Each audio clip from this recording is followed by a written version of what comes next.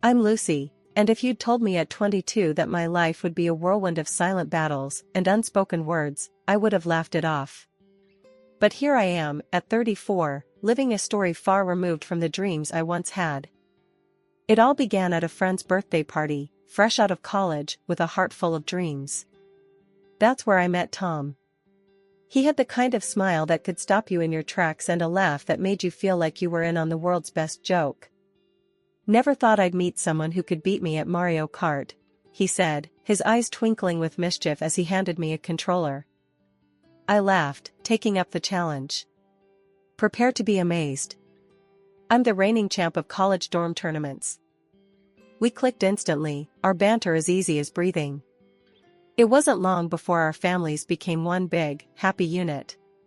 Tom's parents, Mike and Sarah, welcomed me with open arms, their warmth enveloping me like a cherished family heirloom. After we got married, life's script took an unexpected turn. Tom and Sarah were old school in their thinking. "A woman's true calling is at home," Sarah would often say, her voice gentle but firm. I had other plans for my life, career goals I wanted to achieve. But love, I reasoned, was about compromise.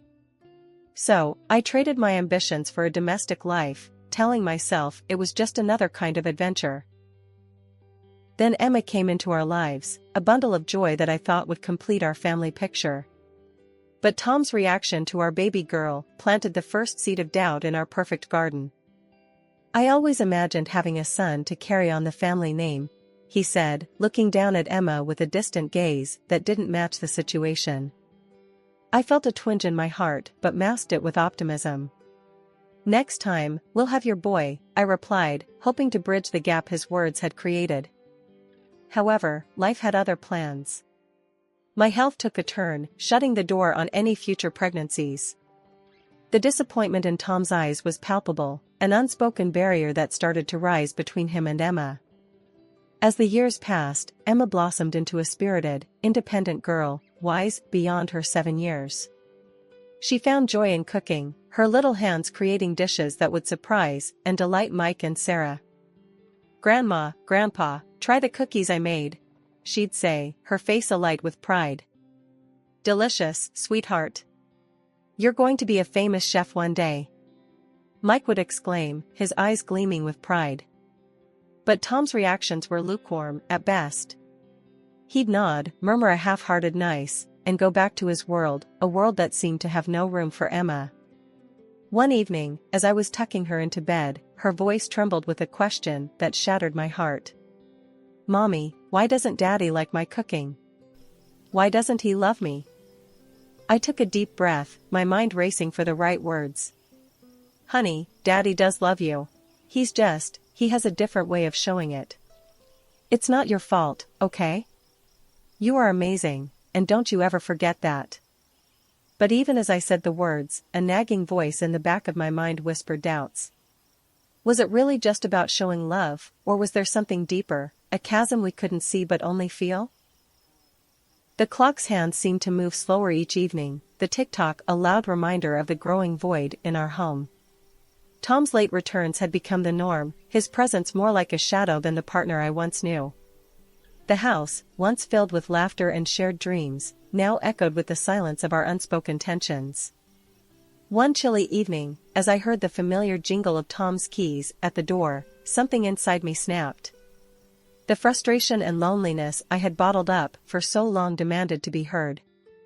"Tom, we need to talk," I said, my voice steady but my hands trembling. What we're doing, it's not living. You're never here, and when you are, it's like you're a million miles away." He sighed, a sound of annoyance more than exhaustion. "Lucy, not this again. I'm out there, every day, grinding away for this family. Can't you just be grateful for that?" His words stung, a harsh reminder of the chasm that had formed between us. Grateful? For a husband who's more a ghost than a partner? For a father who's just a name to his own daughter? I shot back, the hurt spilling over. Tom's face hardened, his eyes cold and distant. "You wouldn't last a day in my shoes, Lucy. You sit at home, in your little bubble, while I deal with the real world." Don't lecture me about being a partner or a father. I bit my lip, fighting back the tears. This wasn't the man I married, this angry stranger who wore Tom's face. I wanted to scream, to shatter the icy calm that had enveloped him, but fear and the need to protect Emma from more hurt kept me silent. The distance between us grew, a silent gulf filled with the things we didn't say and the love that had once bound us. Tom's move to the spare room was the final nail in the coffin of our marriage. Our bed, which had once been a haven, now felt like an empty stage after the final act, the audience long gone. In the midst of this growing void, Emma became the only light. Her success at school, her sharp mind, and joyful heart were my anchors in a sea of uncertainty. "You're incredible, Emma," I told her, my voice thick with pride. "You deserve something special." The smartphone was more than a gift, it was a lifeline, a connection to a world that was still bright and full of possibilities. Emma's delight at the present was a balm to my weary heart. "This is awesome, Mom. Look at all the stuff I can do," she exclaimed, her fingers flying over the screen, her laughter a melody in our muted home. I smiled, but my heart was heavy with a secret. "Just remember, sweetheart, this is our little secret." "Dad, well, you know how he feels about these things," I cautioned, hating the deception but fearing Tom's unpredictable temper more. Emma's eyes met mine, a mirror of understanding far beyond her years. "I won't tell him, Mom. I promise," she said, her small hand squeezing mine in a silent pact. The idea of Tom taking Emma on a camping trip hit me out of the blue.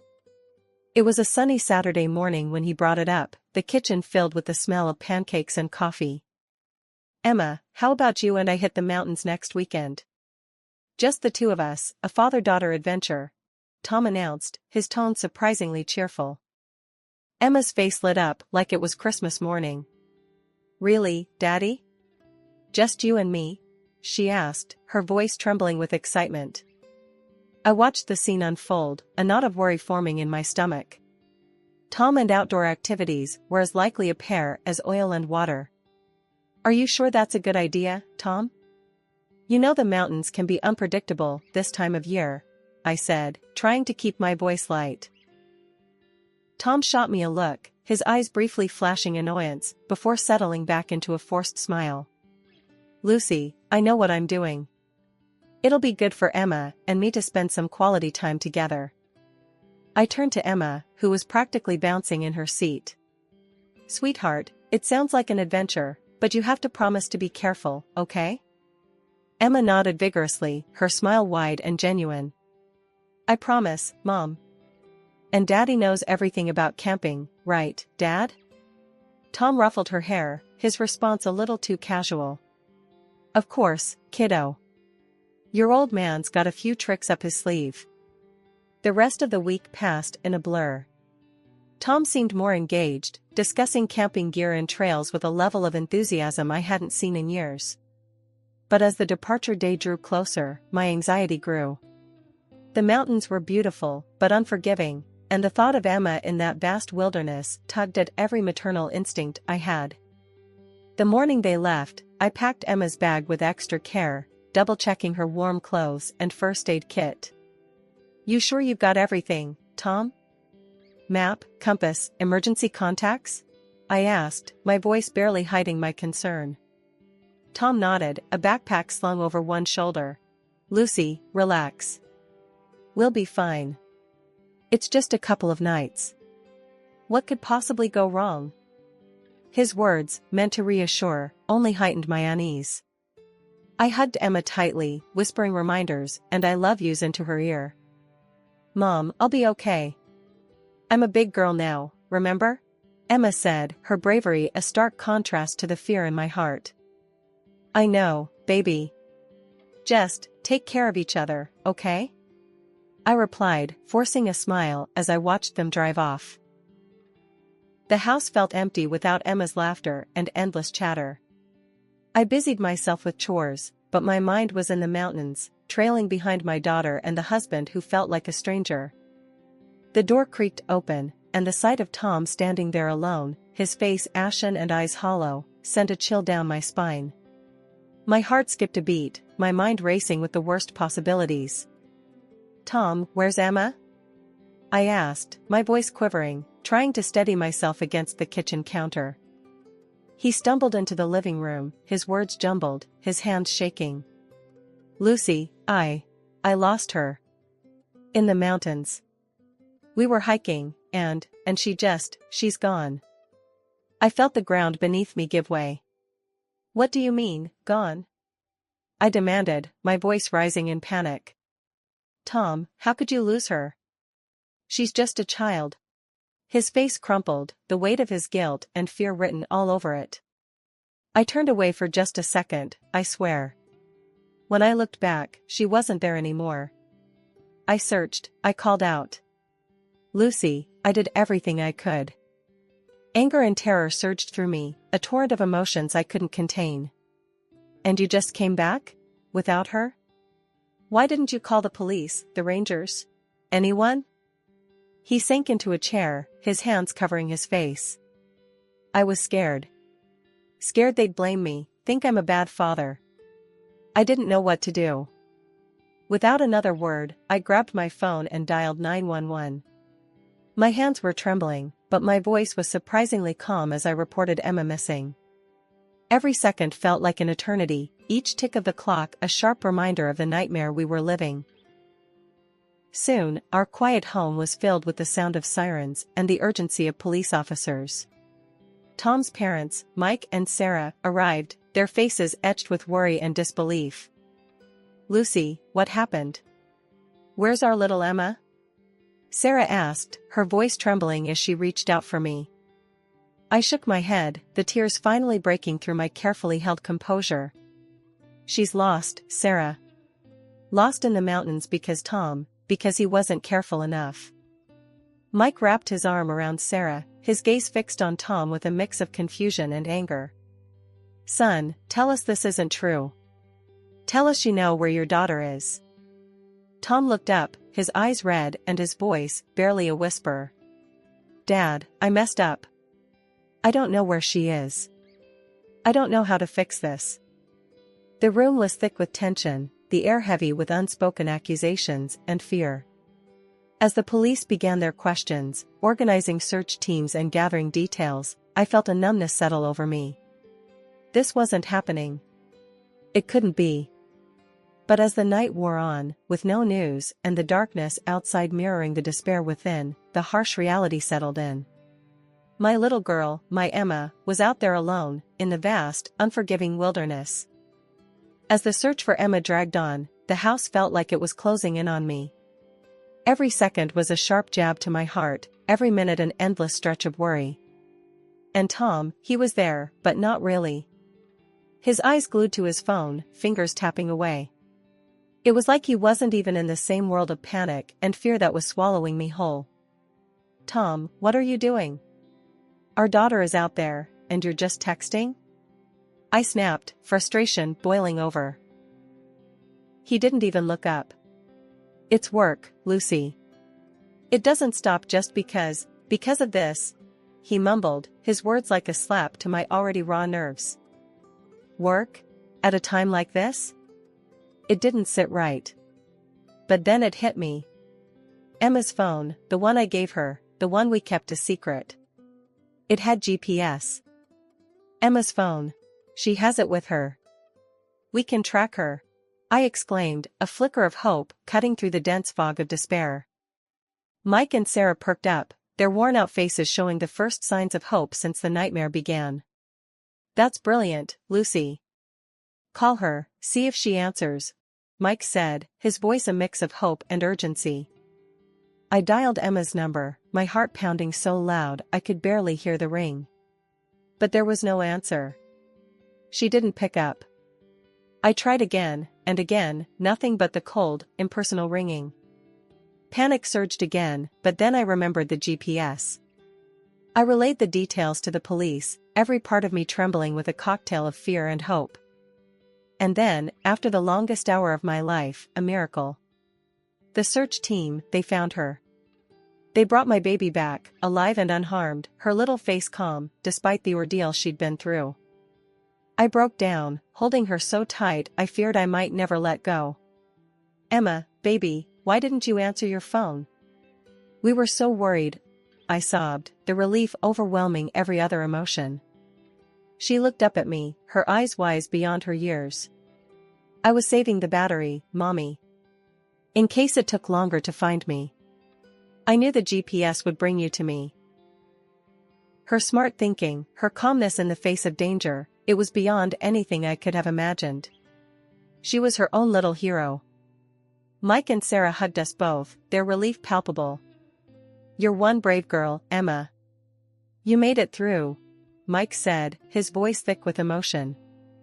And Sarah, her eyes wet with tears, added, "You're our little miracle, Emma. We're so blessed to have you back." But amidst the joy and relief, I couldn't help but glance at Tom. His reaction, it wasn't right. It wasn't the overwhelming relief or the desperate joy of a parent who found their lost child. It was something else, something that didn't fit the picture. Before I could think of that thought, Emma, her small frame still trembling from the night's events, looked at her father and said something that stopped us all in our tracks. "Daddy left me there on purpose." The room went silent, the air thick with the weight of her words. Tom let out a nervous laugh, but it sounded hollow, forced. "What are you talking about, Emma? That's a serious accusation." I looked at Emma, my heart pounding. "Honey, what do you mean? Tell us everything." Emma's gaze was steady, her voice firm, despite the fear that lingered in her eyes. "I heard Daddy on the phone. He was talking to someone about getting rid of me." The world seemed to spin, each word from Emma's lips a sledgehammer to the life I thought I knew. Mike and Sarah looked at their son, their faces a mix of horror and disbelief. "Tom, tell me this isn't true. Tell me our granddaughter is mistaken," Mike said, his voice a low growl of a father protecting his cub. Tom's face was pale, his usual composure shattered. "Dad, I can explain." But before he could spin his web of lies, Emma took out her smartphone, her small fingers deft with certainty. "I recorded it. I was scared, and I didn't know what else to do." The recording was clear, Tom's voice discussing a chilling plan with a cold detachment that made my blood run cold. My world, once filled with love and trust, was crumbling around me, each word from the recording a painful blow. Sarah was sobbing, her hands covering her face. Mike stood, his body rigid with fury. "How could you, Tom? She's your flesh and blood." Tom fell to his knees, his mask of indifference finally crumbling. "I made a mistake.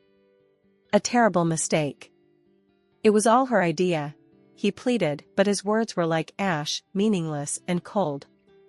The police arrived, their blue lights painting the night with flickers of justice. As they led Tom away, his pleas and excuses fading into the night, I held Emma close, her bravery and quick thinking a stark contrast to the cowardice of her father. The interrogation room at the police station was a cold, uninviting space, its dark walls echoing the chilling confessions that unfolded within. I sat there, a silent observer, as the detective methodically unraveled the tangled web of lies and deceit that Tom had woven. "So, let me get this straight, Mr. Wilson." The detective's voice was stern, unyielding. "You conspired with your mistress to abandon your daughter, hoping that she would freeze or that wild animals would find her?" Tom's face was pale, his usual confident demeanor replaced by a look of desperation. "It wasn't like that. I mean, yes, but it was her idea. She said it was the only way we could be together, without the complications." "Complications?" The detective raised an eyebrow. "You mean your daughter, your own flesh and blood? You mean alimony?" Tom shifted uncomfortably in his seat, his gaze darting around the room as if looking for an escape. "She's pregnant, she's going to have a boy. I just wanted a fresh start. I didn't think it would go this far." I felt a surge of anger, each word from Tom's mouth a testament to his betrayal. How could the man I once loved, the father of my child, be capable of such heartless cruelty? The detective leaned in, his eyes fixed on Tom. "Your plan failed, Mr. Wilson. Your daughter survived, thanks to her own resourcefulness and a smartphone with GPS. What do you have to say about that? Tom's silence was deafening. The reality of his actions, the enormity of his betrayal, was finally sinking in. The days that followed were a blur of legal proceedings and emotional upheaval. In the courtroom, as the judge delivered the verdict, a sense of surreal calm enveloped me. Tom and his mistress were sentenced to prison, their futures a bleak canvas of regret and retribution. In addition, the judge ordered Tom to pay a substantial sum for his unforgivable betrayal and mandated alimony to support Emma. Outside the courtroom, the sky was an endless expanse of gray, mirroring the storm of emotions within me. Mike and Sarah approached, their faces etched with pain and disbelief. "Lucy, we can't begin to express our sorrow." Mike's voice trembled with emotion. "We raised Tom to be a better man than this. We're here for you and Emma, whatever you need." Sarah's eyes, red from crying, met mine. "Lucy, we're so sorry. If we had any idea. Please, let us help make this right." I nodded, the weight of their words heavy on my heart. "Thank you. Your support means everything. But right now, it's Emma who needs us the most. We need to show her that, despite everything, she's not alone." As we left the courthouse, the world seemed to move in slow motion, each step a tentative move towards an uncertain future. Emma's hand in mine was a silent vow of strength and unity, a promise that no darkness could ever overshadow the bond we shared. The days after the trial were like walking through a fog, each step uncertain but forward-moving. The house that once echoed with Tom's presence now felt strangely peaceful, the turmoil he'd brought with it gone. One morning, as Emma and I sat at the kitchen table, the sun casting a warm glow through the window, she looked up at me, her eyes reflecting a wisdom far beyond her years. "Mom, are we going to be okay?" she asked, her small hand reaching across the table to mine. I squeezed her hand, feeling the strength that flowed between us. "Yes, sweetheart, we're going to be more than okay. We have each other, and that's all that matters." Emma smiled, a hint of the carefree child she once was peeking through. "I miss Grandpa Mike and Grandma Sarah." "Do you think they're sad too?" The mention of Mike and Sarah tugged at my heart. "I'm sure they are, honey. But they love us, and they're there for us. Maybe we should visit them soon, what do you think?" Emma's face lit up, the idea of seeing her grandparents bringing a spark of joy. "Yes, let's do that. Grandpa always makes me laugh, and Grandma's hugs are the best." The sound of laughter and chatter soon filled the house, a stark contrast to the silence that had preceded it. As we prepared for our visit, I couldn't help but reflect on the journey we'd been through. "Mom, will things ever be like before?" Emma asked, a hint of uncertainty in her voice as she packed her little backpack. I knelt down, meeting her gaze. "No, sweetie, it won't be like before. But that's okay. We're starting a new chapter, just you and me. And sometimes, new beginnings are even better than what we leave behind." Emma nodded, her understanding far beyond her years. "I love you, Mom." "I love you too, baby. More than anything in the world," I replied, hugging her tight. As we drove to Mike and Sarah's, the familiar streets seemed to hold a new promise. The door opened even before we could knock, Mike and Sarah standing there, their arms open, ready to envelop us in their warmth. "Lucy, Emma, come here, my darlings," Sarah said, her voice thick with emotion as she pulled us into a tight embrace. Mike ruffled Emma's hair, a smile breaking through his usual stoic demeanor. "You're one tough cookie, kiddo. Just like your mom." The day passed in a blur of shared stories, laughter, and the occasional tear. It was healing, a balm to the wounds that were slowly turning into scars. As the sun dipped below the horizon, painting the sky with hues of orange and pink, I knew that the road ahead would have its bumps and turns.